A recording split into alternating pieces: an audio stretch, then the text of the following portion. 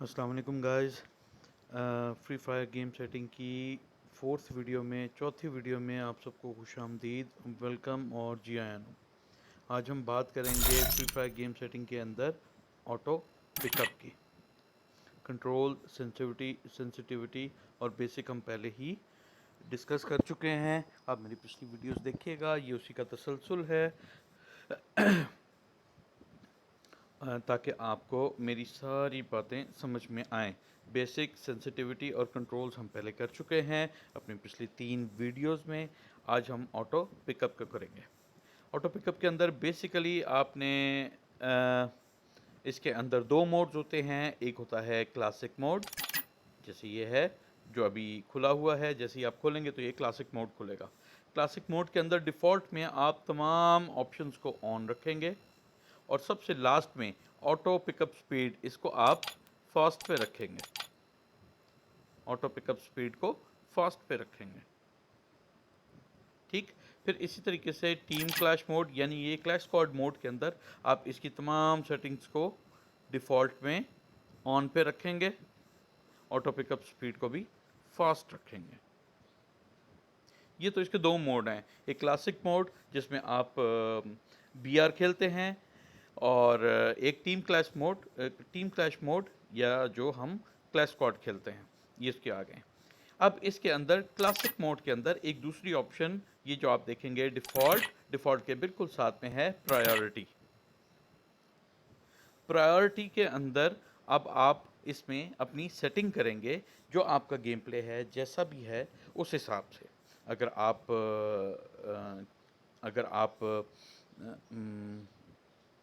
Rush में game खेलते हैं या या आप सेफ होके गेम खेलते हैं, उस हिसाब से अपनी इसकी प्रायोरिटीज़ को सेट कीजिएगा। प्रायोरिटी का मतलब यह है कि जब भी आप किसी लूट बॉक्स के ऊपर जाएं तो सबसे पहले आपका जो कैरेक्टर है वो कौन सी चीज़ें उस लूट बॉक्स में से पहले फाइंड करे। तो मैंने ये देखें अपने क्या हुआ है, सबसे पहले आर्मर एंड बैकपैक्स, यानी कि जैकेट, हेलमेट और बैकपैक। अगर उस लूट बॉक्स के अंदर आर्मर मौजूद है, जैकेट वेस्ट मौजूद है, हेलमेट मौजूद है, तो और बैकपैक मौजूद है, मेरे पास जो बैकपैक मौजूद है उससे ऊपर लेवल का, तो वो सबसे पहले मेरा मेरा कैरेक्टर वो उठाएगा। उसके बाद मेडिकेट्स उठाएगा, उसके बाद स्पेशल इक्विपमेंट्स, उसके बाद अटैचमेंट्स, उसके बाद एमो, फिर वेपन्स, ग्रेनेड्स और इवेंट आइटम्स सबसे लास्ट में रखा हुआ है मैंने। ये मेरे गेम प्ले के हिसाब से सबसे ज़्यादा है, क्योंकि मैं ज़्यादातर सर्वाइव करके खेलता हूँ, और in the time of rush भी करता हूँ, लेकिन ज़्यादातर मैं सर्वाइव करके खेल रहा होता हूँ, क्योंकि मेरा गेम प्ले थोड़ा स्लो है। अब इसके अंदर अगर आप इन चीज़ों को, अब ये देखें इसके राइट कॉर्नर के ऊपर, यहाँ देखें एरोस बने हुए हैं। जैसे मैं इन एरोस को टच करूँगा, ये आपकी प्रायोरिटीज़ ऊपर या नीचे जाएंगी। जैसे आपने सबसे पहले एमओ उठाना चाहते हैं, तो एमओ के बिल्कुल सामने ये देखें ammo, AR ammo, SMG ammo, ये शॉटगन का एमओ। अब आपका जो भी गेम प्ले है जैसा भी है, उसमें देखें स्नाइपर एमओ या हैंडगन का एमओ।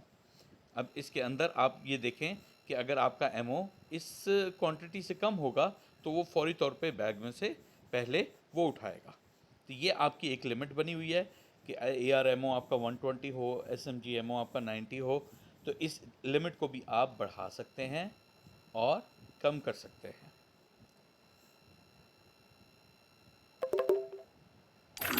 ओके गाइस, और इसके बाद आ जाता है एमओ को आप क्लोज कीजिए, एमओ के पॉपअप मेन्यू को। अब आप इसके अंदर आप इनको अपनी प्रायोरिटीज़ को फर्स्ट या लास्ट में कर सकते हैं। जैसे अब वेपन्स हैं, अगर आप किसी भी बैकपैक के ऊपर जाके सबसे पहले वेपन्स उठाना चाहते हैं, उसके वेपन्स देखना चाहते हैं, तो आप इस वेपन्स की ऑप्शन को, ये देखें इसके सामने बिल्कुल जो बने हुए एरोज़ हैं, उसके ऊपर जो आपका एरो है उसको आप दबाएंगे, तो ये देखें ये ऊपर जाना शुरू हो जाएगा। ये देखें ये ऊपर जाना शुरू हो गया है। आप देखिए वेपन ऊपर जा रहा है, ऊपर जा रहा है, तो ये मेरी टॉप प्रायोरिटी में आ गया। अब किसी भी बैकपैक पे मैं जाऊंगा, तो मैं सबसे पहले मेरा कैरेक्टर उसमें से वेपन्स को देखेगा कि कौन से वेपन्स हैं इस बैकपैक के अंदर, इस लूट बॉक्स के अंदर। आई होप गाइस आपको समझ आ रही होगी कि मैं क्या बता रहा हूँ। तो इसको जो चीज़ आप नीचे लेके जाना चाहें तो उसके एरो को नीचे दबाएंगे, वो नीचे आती चली जाएगी। आपके गेम प्ले के हिसाब से आप जो भी जैसे भी और जहाँ पर भी रखना चाहेंगे वो वैसे ही आएगा। एमओ को ऊपर लेके जाना चाहें तो एमओ ऊपर चला जाएगा, नीचे लेके आना चाहें तो नीचे आ जाएगा वो। तो आपकी प्रायोरिटीज़ कि आप किसी भी लूट बॉक्स के ऊपर जाएं तो वहाँ पे आपने सबसे पहले क्या उठाना है। फिर दूसरा टीम क्लैश मोड में या क्लैश स्क्वाड मोड के अंदर, इसके अंदर भी ऐसे ही है।